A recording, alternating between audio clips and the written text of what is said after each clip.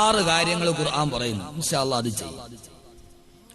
സഹോദരങ്ങൾ, നിങ്ങളുടെ ഭാര്യമാരെ കൊണ്ട് ചെയ്യാൻ വേണ്ടി ശ്രമിപ്പിക്കും, ചെയ്യിക്കാൻ വേണ്ടി ശ്രമിപ്പിക്കും. ഇൻഷാ അല്ലാഹ് ചെയ്യൂലേ? മുസ്ലിയാർ ഇടി കിട്ടണ പരിപാടിയാണല്ലോ പറയുന്നത്. BP ഉണ്ട് ആരെങ്കിലും? BP ഉള്ളവരുണ്ട്? BP എന്ന് പറഞ്ഞാൽ എന്തുവാ? ഭാര്യയെ പേടിയുണ്ടാകുന്നു.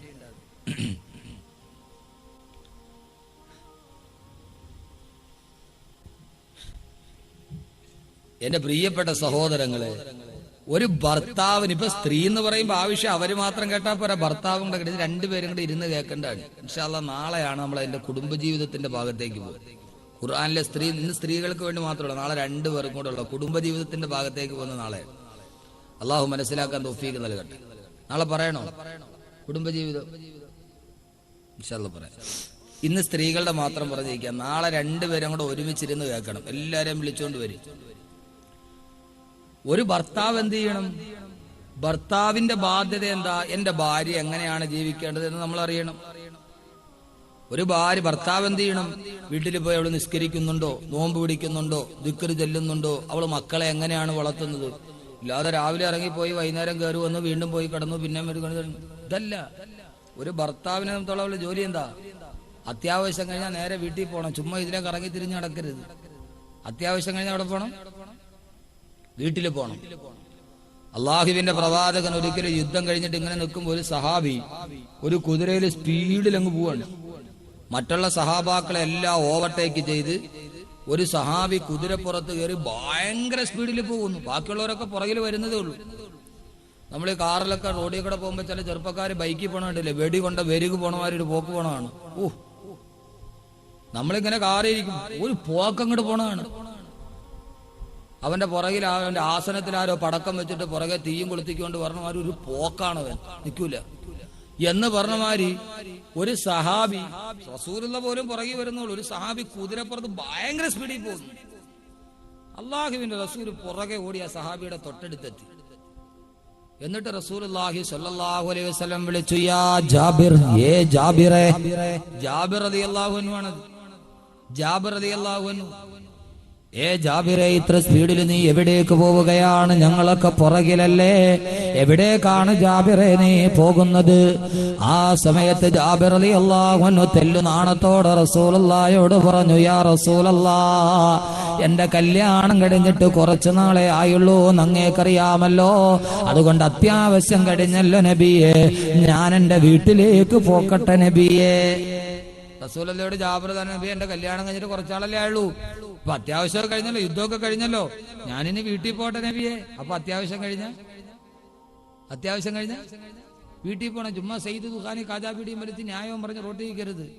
മഗ്‌രിബായി, സന്ധ്യയായി, പണിയൊക്കെ കഴിഞ്ഞ് വന്നു, ഓഫീസ് വിട്ട് വീട്ടിൽ വന്നു കഴിഞ്ഞാൽ ചുമ്മാ ഇതിലെ കറങ്ങി നടക്കാൻ. നേരെ സന്ധ്യ ആകുമ്പോ എവിടെ പോകണം? സന്ധ്യ ആകുമ്പോൾ വീട്ടിൽ പോകണം, മഗ്‌രിബാകുമ്പോൾ വീട്ടിൽ എത്തണം. പെണ്ണുങ്ങളൊക്കെ മുസ്ലിയാരെ വാത് പറയിപ്പിച്ച് 2 സീരിയൽ കാണാൻ അത് സമ്മതിക്കില്ല.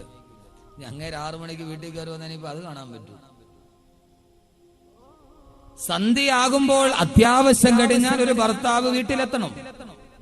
എന്നിട്ട് തന്റെ ഭാര്യ മഗ്‌രിബ് നിസ്കരിച്ചോ, വീട്ടിൽ മക്കള് ഖുർആൻ ഓതുന്നോ, ഇതൊക്കെ ശ്രദ്ധിക്കാതെ എന്റെ പ്രിയപ്പെട്ട സഹോദരങ്ങളെ, നിങ്ങളുടെ കുടുംബം നന്നാവില്ല.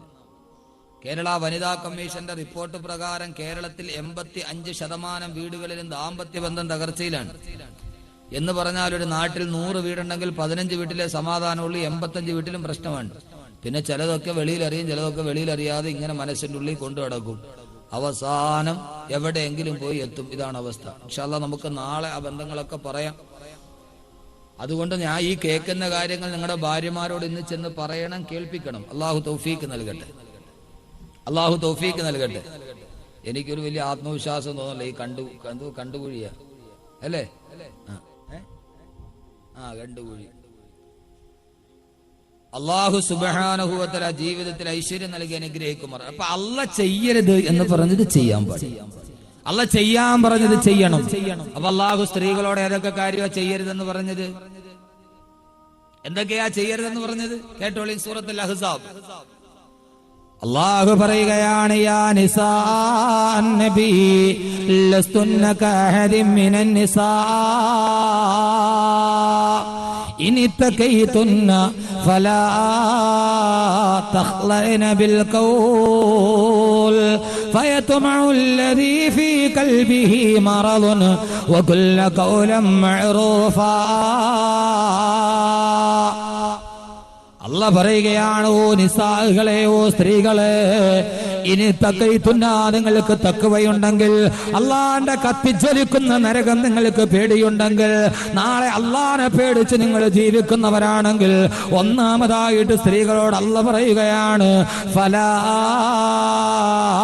തഖ്ലൈന ബിൽ ഖൗൽ, നിങ്ങൾ ശബ്ദമുയർത്തി സംസാരിക്കരുതേ, അന്യപുരുഷനോട് കൊഞ്ചിക്കുടഞ്ഞ് സംസാരിക്കരുതേ.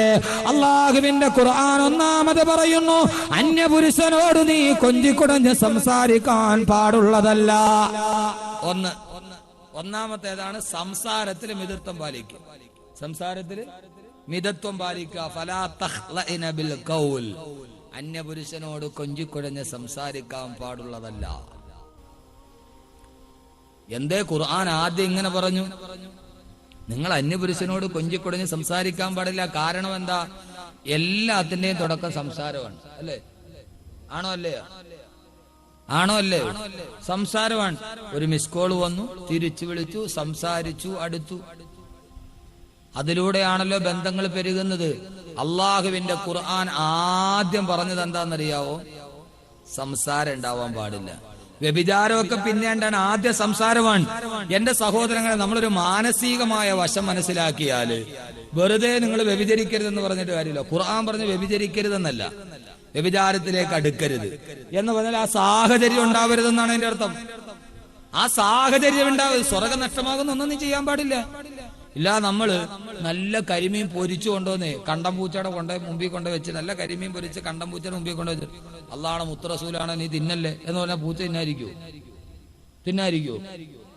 അള്ളാഹുടെ സത്യം, പൂച്ച നീ ഇത് തിന്നല്ലേ, കരിമീനായിരിക്കണവൻ അവന്റെ മുമ്പിൽ വായി കൊണ്ട് വെച്ചിട്ട് അള്ളാഹുടെ തിന്നല്ലേ എന്ന് പറഞ്ഞാൽ പൂച്ച തിന്നായിരിക്കോ? ഇല്ല. അതുകൊണ്ട് ഖുർആൻ ഇവിടെ എടുത്ത സമീപനം എന്താ? ആ അവസരം ഇല്ലാതാക്കുക. പണ്ട് എസ് എ ജമീലിന്റെ ഒരു പാട്ടില്ലേ, ദുബായ് കത്തുപാട്ട്, എസ് എ ജമീലിന്റെ. പണ്ട് ദുബൈയിൽ നിന്നവർക്കൊക്കെ അറിയാവില്ല, നേരത്തെ ദുബൈയിൽ നിന്നവർക്കൊക്കെ അറിയാം ദുബൈ കത്തുപാട്ട്. അറിയില്ല അഷ്റഫ് സാഹിബ്? പണ്ട് നേരത്തെ ഗൾഫിൽ നിന്നവർക്കൊക്കെ അറിയാം. നിങ്ങൾക്കൊന്നും അറിയാൻ പാടില്ല, കുറച്ചുകൂടിയൊക്കെ ഏജ് ആയ ആളുകൾക്ക് അറിയാം. പണ്ട് ഈ ടെലിഫോണൊന്നും ഇല്ലാത്ത സമയത്ത് ഈ ദുബൈയിലോട്ട് കത്തുപാട്ട്. എനിക്ക് പാട്ടുപാടാൻ അറിഞ്ഞൂടെ? ഉഷാദൂലിയാണ് പാട്ട് പാടിയത്, എനിക്കത് അറിഞ്ഞുകൂടാ. എന്തായാലും ആവട്ടെ. അപ്പൊ എസ് എ ജമീൻ ഒരു ഭാര്യ ദുബൈയിലിരിക്കുന്ന ഭർത്താവിന് എഴുതുന്ന ഒരു കത്തുണ്ട്. ഇതെല്ലാം നിങ്ങളുടെ കൂടെ പോയവരൊക്കെ തിരിച്ചു വന്നു, നിങ്ങൾ മാത്രം തിരിച്ചു വരാത്ത എന്താ? ഞാൻ ഇവിടെ ഇങ്ങനെ വഴിക്കണ്ണുമായിട്ട് നോക്കിയിരിക്കുകയാണ്. ഞാനൊരു പെണ്ണാണ്, എനിക്ക് പിടിച്ചിരിക്കാൻ പറ്റൂല, ഞാൻ പെണ്ണാണെന്നുള്ള കാര്യം ഓർക്കണമെന്നൊക്കെ ഒരു പാട്ടുണ്ടല്ലേ. അവസരമാണ് ആവശ്യത്തിന്റെ മാതാവ്, അവസരമാണ് ആവശ്യത്തിന്റെ മാതാവ്. അവസരമാണ് ആവശ്യത്തിന്റെ മാതാവ്. അവസരം ഉണ്ടാകുമ്പോഴാണ് ആവശ്യങ്ങൾ ഉണ്ടാകുന്നത്. അവസരം ഉണ്ടാക്കാൻ പാടില്ല. ഇത് മാനസികമായ സമീപനമാണ്, അല്ലാതെ ഖുർആൻ വെറുതെ തത്വം പറയലല്ല. മനുഷ്യനെ പ്രായോഗികവൽക്കരണത്തിലേക്ക് കാണിച്ചു തടന്നു. അള്ളാഹുവിന്റെ വിശുദ്ധമായ ഖുർആൻ പറഞ്ഞു, ആദ്യമായി സംസാരത്തിലൂടെയാണ് അവിഹിതമായ ബന്ധങ്ങളുടെ തുടക്കമുണ്ടാകുന്നത്. അതുകൊണ്ട് നീ അന്യപുരുഷനോട് പെണ്ണെ കൊഞ്ചിക്കുടഞ്ഞ് സംസാരിക്കാൻ പാടുള്ളതല്ല. അതെന്തുകൊണ്ടായി അന്യപുരുഷനോട് കൊഞ്ചിക്കുടഞ്ഞ് സംസാരിക്കരുതെന്ന് പറയുന്നത്? പെണ്ണുങ്ങൾ മോശമായതുകൊണ്ടല്ല, ഇരിക്കുന്ന സ്ത്രീകൾ മോശമായിട്ടല്ല. നിങ്ങളൊക്കെ വളരെ നല്ല ആളുകളാ, പള്ളി പെയിന്റ് അടിക്കാൻ 5 സ്വർണം തരണേ. അതുകൊണ്ട് നിങ്ങൾ നല്ല ആളുകളാണ്. പിന്നെ എന്തുകൊണ്ടാണ് അങ്ങനെ സംസാരിക്കരുതെന്ന് പറയുന്നത്? ഈ ഇരിക്കണ പുരുഷന്മാര് ശരിയല്ല, നിങ്ങളോട് സംസാരിക്കണ പുരുഷന്മാര് ശരിയല്ല. നിങ്ങൾ നല്ല ആളുകളാണ്. ഞാൻ പറഞ്ഞതല്ല, അല്ലാഹ് പറയുന്നത് കേൾക്കുക. ഫയത്മഉല്ലദീ ഫീ ഖൽബിഹി മറദുൻ വഖുൽന ഖൗലൻ മഅറൂഫാ ഫയത്മഉല്ലദീ ഫീ ഖൽബിഹി. ഓ പെണ്ണെ, നിന്നോട് സംസാരിക്കാൻ ആഗ്രഹിച്ചു വരുന്ന പുരുഷനുണ്ടല്ലോ, അവൻ ചിലപ്പോൾ ഹൃദയത്തിൽ രോഗമുള്ളവനായേക്കാം, അവനൊരു ഞരമ്പ് രോഗിയായേക്കാം. സ്ത്രീയുടെ സ്വരവും ഒരു സ്ത്രൈണതയുടെ സ്വരമാണ്. അവളുടെ സ്വരത്തിന് ലാസ്യഭാവങ്ങളുണ്ട്. ഒരു സ്ത്രീയുടെ സ്വരം പുരുഷന്റെ മധുരമായ വികാരങ്ങളെ ഇക്കിളിപ്പെടുത്താൻ കഴിയുന്നതാണ്. അതുകൊണ്ട് പുരുഷൻ നിന്നെ ആഗ്രഹിച്ചു വരുന്നവൻ മൃദുലമായ വികാരമുള്ളവനാണ്, അവനോട് നീ സംസാരിക്കരുതേ. അല്ല പറഞ്ഞു ഫയത്മഉല്ലദീ ഫീ ഖൽബി. സംസാരിക്കാൻ വന്ന പുരുഷൻ ഞരമ്പ് രോഗിയായേക്കാം. ഞാൻ പറയണല്ലാട്ടോ, ഖുർആന്റെ അർത്ഥമാണ്. ഫീ ഖൽബിഹി, അവന്റെ ഹൃദയത്തിലുണ്ട് മറലുൻ. എന്തോന്നാ ഇസ്ലാമി അർത്ഥം? രോഗം ഉണ്ട് അല്ലെ? ആ രോഗമാണ് ഞരമ്പ് രോഗം. അവനോട് സംസാരിക്കരുത്. ആ സംസാരം പോലും ആരെയും വീഴ്ത്തും. എന്റെ സഹോദരങ്ങൾ ഒന്നും വേണ്ട, നെടുമങ്ങാട് പകഞ്ഞാറമൂട് പനയമുട്ടത്ത് ഹർഷകുമാറും റജീല ബീവിയും തമ്മിലുള്ള ബന്ധം ഉണ്ടായത് എങ്ങനെയാണ്? റജീല ബീവിയുടെ ജേഷ്ഠത്തി ഒരു ദിവസം മൊബൈൽ ഫോണിൽ വിളിക്കാൻ ബാലൻസ് ഇല്ലാത്തത് കൊണ്ട് അടുത്ത് താമസിക്കുന്ന ജീപ്പ് ഡ്രൈവറായ ഹർഷകുമാറിന്റെ മൊബൈലിൽ നിന്ന് റജീല ബീവിയെ വിളിച്ചതിന് ശേഷം ഹർഷകുമാർ ആ ഫോണിലേക്ക് വീണ്ടും തിരിച്ചു വിളിച്ചു. അവർ രണ്ടുപേരും തമ്മിൽ അകലാൻ കഴിയാത്ത ബന്ധമായി. ആര്? 28 വയസ്സുകാരനും 40 വയസ്സുകാരിയും തമ്മിൽ. തുടക്കം എവിടെയാ? സംസാരത്തിലാണ്. ഖുർആൻ പടിതടച്ചു പാടില്ല. അപ്പൊ സ്വാഭാവികമായിട്ട് എന്റെ ശബ്ദ ശ്രവിക്കുന്നുണ്ട്. പക്ഷെ അപ്പൊ എന്ത് ചെയ്യും? ഒരു അന്യപുരുഷൻ സംസാരിക്കേണ്ട ഒരു അവസ്ഥ വന്നു. അപ്പൊ കടയിൽ പോയി സംസാരിക്കണ്ടേ? വീട്ടില് പോസ്റ്റ്മാൻ വന്നു, നിങ്ങൾക്കൊരു കത്തുണ്ടെന്ന് തോന്നുന്നു എന്ന് പറയാൻ പറ്റുമോ? ഒരു അന്യപുരുഷനോട് സംസാരിക്കേണ്ട ഒരു അവസ്ഥ വന്ന ഇപ്പൊ ഡോക്ടറുടെ അടുത്ത് പോയി, പ്രഷർ വന്നു, ഡോക്ടറുടെ അടുത്ത് പോയി, ഡോക്ടർ ആ കുപ്പായത്തിന്റെ കൈയൊന്ന് എന്ന് പറഞ്ഞ് 1:30 ദൂരദർശനി വാർത്ത വായിക്കണോ? പറയാൻ പറ്റുമോ? പറ്റൂലല്ലോ. അപ്പൊ ഒരാളോട് സംസാരിക്കേണ്ടി വന്നാൽ എന്ത് ചെയ്യണം? മനുഷ്യൻ സാമൂഹ്യ ജീവിയാണ്. സമൂഹത്തിൽ പലരോട് സംസാരിക്കണം.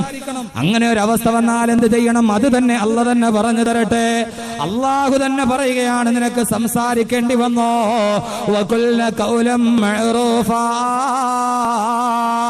വഖുൽന ഖൗലൻ മഅറൂഫാ.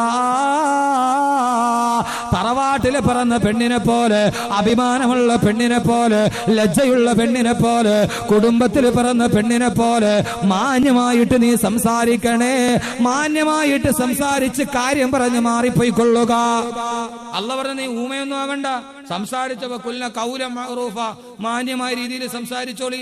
ഒരാൾ വന്ന് സംസാരിക്കേണ്ടി വന്നു, മാന്യമായിട്ടൊരു ശൈലിയില്ലേ?